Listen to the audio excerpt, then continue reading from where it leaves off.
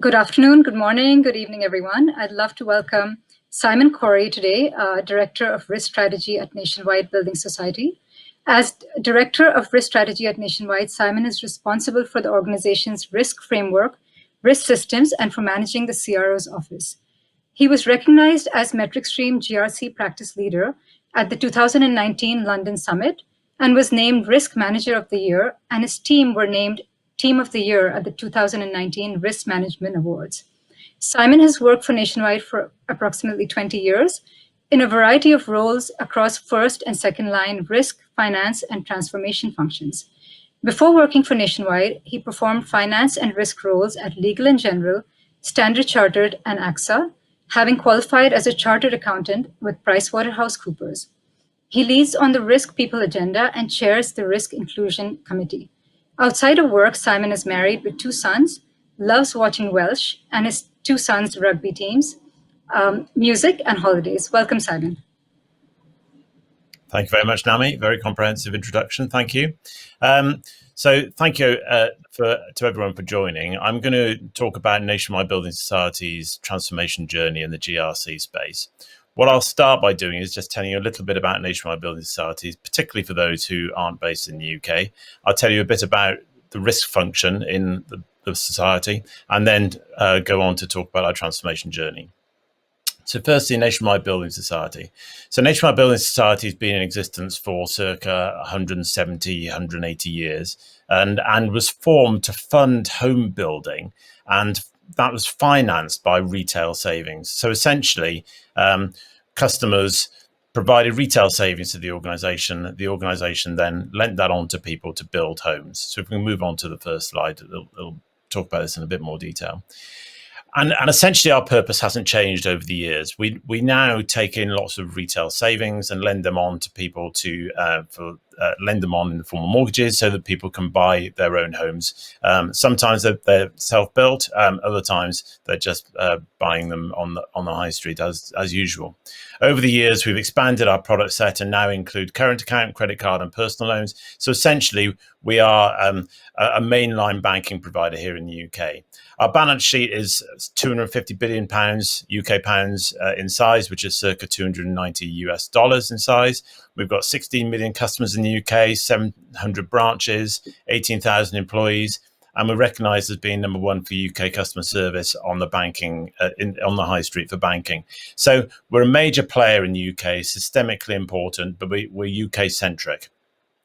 Importantly, our ownership structure is different from most banks.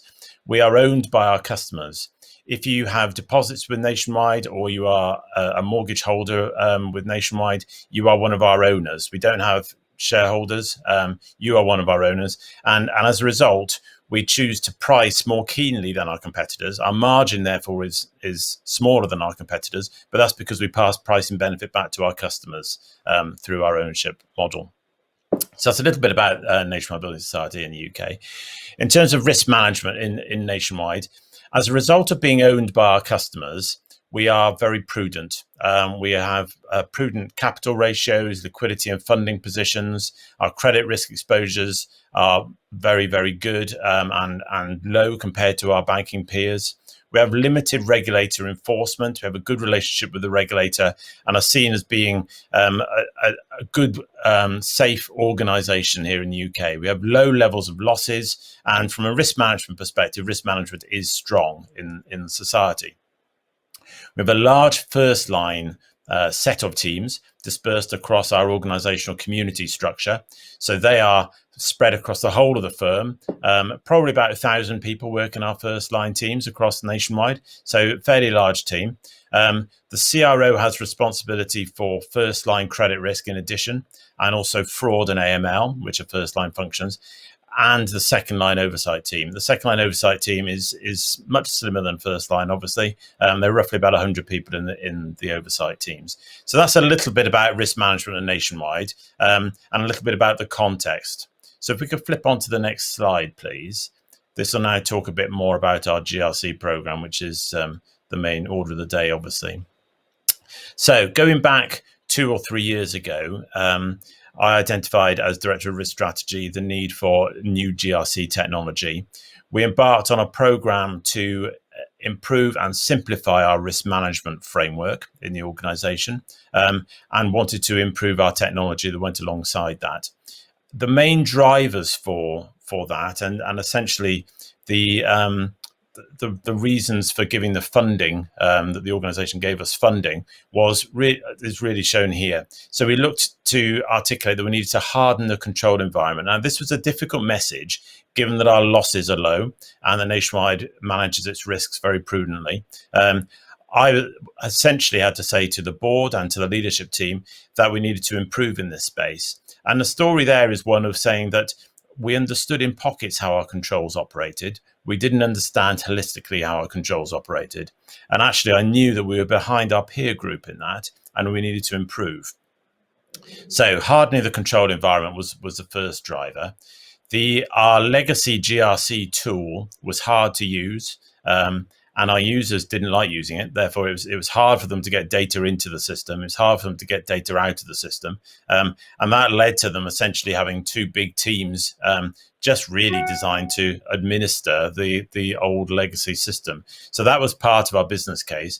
Importantly, we didn't build in cost savings into our business case. What we did build in, though, was improved capability, and said that if we were to be able to progress with the GRC technology, we'd be looking to get the organization to mature its understanding of controls and potentially realign those resources to the management of controls, to remediating controls, and to managing the controls agenda more broadly, rather than administering the old system. The final element which we brought out was that we had an end-of-life, heavily customized legacy system. The predecessor system was put in about 5 years ago. It was customized very, very significantly, and really customized to align with our framework. So if we were to upgrade it, which we needed to do because it had come to the end of its service life, we would essentially have had to put in, it would be a whole new implementation. So instead of upgrading our previous system, we went back out to market to see what competitors were available, and then looked to put in the best fit for Nationwide. So that was around the need for GRC technology. The implementation practices are, these were really important, actually. And we went live in February of this year.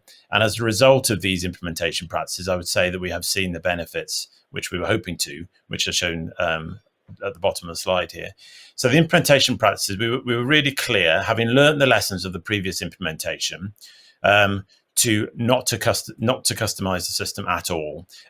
We looked to configure, not customize, and that was our mantra from day one, and we managed to achieve that. And we chose to, through implementing the new GRC technology, to, if necessary, change our risk framework to align with the system rather than the other way around. The legacy system, the opposite was true, and as a result, we ended up with a heavily customized system that was very difficult to use and very difficult to upgrade. So here we essentially said to ourselves, what we would do is, if the system had been designed and was being used by our peers successfully, we should be able to realign our framework and not impose the Nationwide way onto the system, which is a new way of working, actually, and certainly will stand us in good stead as we look to upgrade into the future.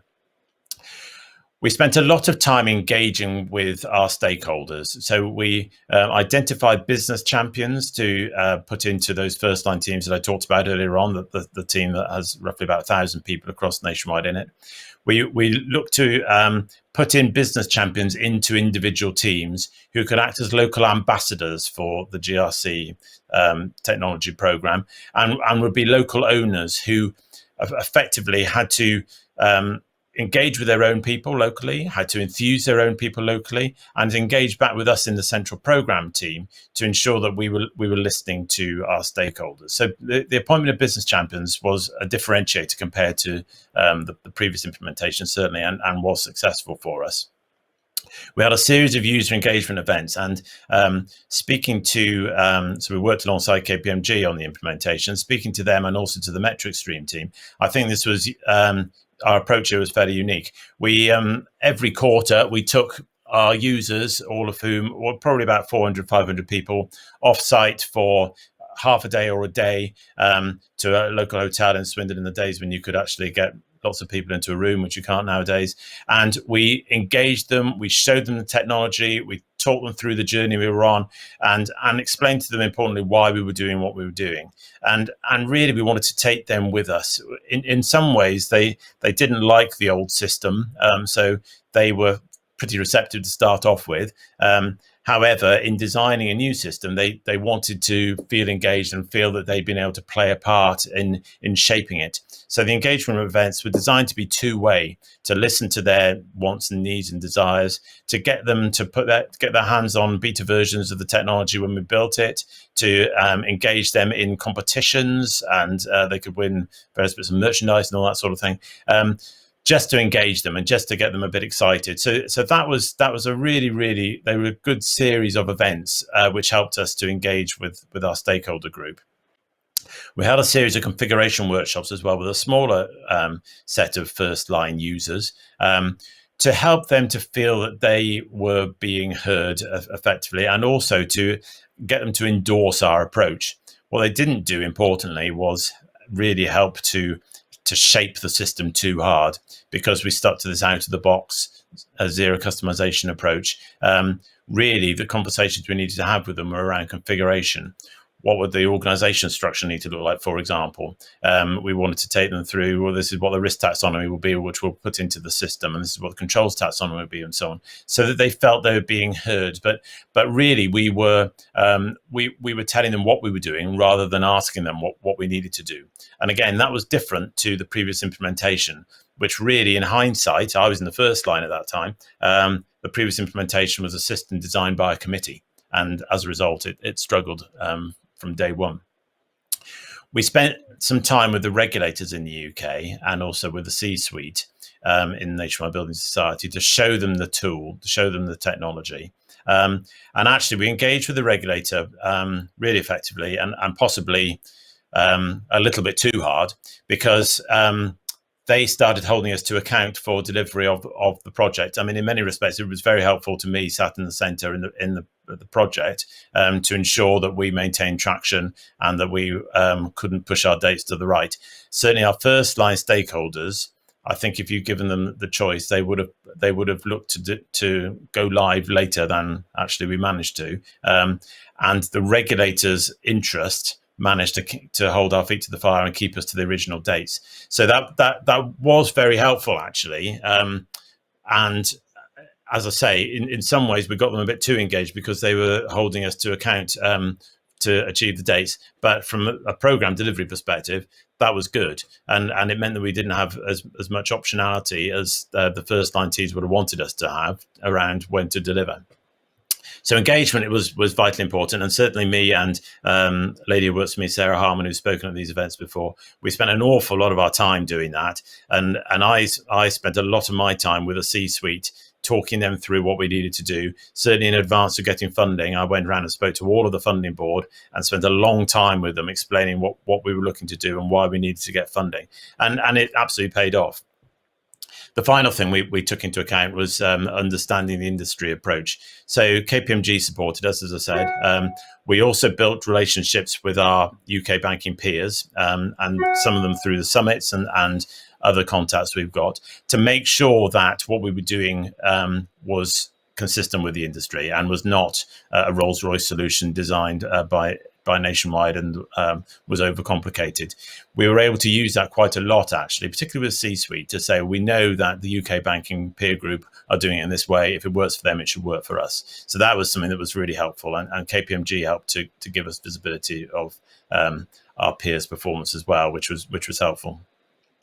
And those implementation practices have really led to the benefits of having a single source of the truth, having one version of risk and control and loss data that's linked to processes, linked to suppliers, linked to a number of different data items. And that's been fantastic. As a result of those implementation practices, we've achieved what we set out to achieve. We've got visibility of control gaps. And this was something which, as I said earlier on, we didn't have holistically. We didn't have for the society. One place where you could go to understand the performance of controls, whether they'd been designed adequately or whether they're operating correctly. And we've found since implementation back in February that the board in particular and our chief executive have focused on this pretty hard. We've had 2 all-society off-site events where our chief executive has stood up, has talked about MetricStream, the implementation of MetricStream in the society, what it's looking to drive. He's actually dragged out some data points from the system himself and talked about, this is the number of untested controls we have in the society today. That's unacceptable. We need to reduce that as close to zero as we can do. We need to have a plan to get to that point. And importantly, then we need to focus on remediation. That's where the value add comes. So we wouldn't have been able to do that without MetricStream. And so that has been fantastic for us. And the data integrity, the fact that you can only put certain items into the tool and there are certain fields that if you don't complete them correctly, you can't get your data into the system, has been fantastic because it makes sure that the data model is absolutely robust. So we've seen the benefits we were hoping to see as a result, really, of the implementation practices, which I'll just circle back to conclude. Zero customization. No customization, configuration yes, customization no, out of the box and no customization has been fantastic for us, and I'm really optimistic will help us as we look to upgrade into the future. The engagement through business champions, user events, the regulators, C-suite demonstrations, all of them were vitally important, and understanding how our peers are operating, understanding the industry approach. That's helped us to design a system which we know benchmarks well against our peers, and we know is going to do exactly what we set out to achieve. So I'll finish there, Nami, and I'll pass back to you. If we've got any questions coming through, or if you've got some questions you want to ask me, I'll let you move to that page now. Okay. Thanks so much, Simon. And I think some great learnings from the nationwide case study for anyone who's on the GRC journey. So I think we do have some questions from the audience, if we could just get those on the screen. Great. So Simon, a question for you. What is the biggest value you have achieved so far in your GRC journey? And what do you anticipate in the future? Thank you. I think the biggest value has been the certainly having an enterprise view across the full risk data set that includes risks, controls, the loss events, being able to tie them all together. I mean, we are really just at the start, I think, of understanding the power of all of that. We've taken some reporting through to risk committees and so on for the first time in the last month or so, and shone a light for the first time on the controls data in particular, where there are gaps, where we need to prioritize our testing program. And that has been not transparent to us before. And the organization has not been able to prioritize which controls to test. In the past, we've had a whole set of individual teams who've been trying to do that in isolation, and who've looked at their own particular controls and have been able to explain to the regulators how they're doing their jobs well and how they understand that their environment is being controlled adequately. What the chief risk officer and the chief exec and the board have not been able to do is to join all of that up and say with confidence we understand how our controls are operating and where our gaps are. So I think the real value has been in drawing together that data set for the first time. I think the real value that we will look to achieve with that in the future will come through looking to get testing plans in place, be really sure about how those plans are being prioritized, but importantly, how controls gaps are being optimized, how controls gaps are being remediated, and potentially some controls could be switched off because we'll have visibility of how other controls are operating across the individual risks. Therefore, there's no need for those additional controls. So the improved maturity that will give us, I think, will be the real value add from this. Thank you, Simon. Do we have another question from the audience as well? Okay, so I think that was it from the questions.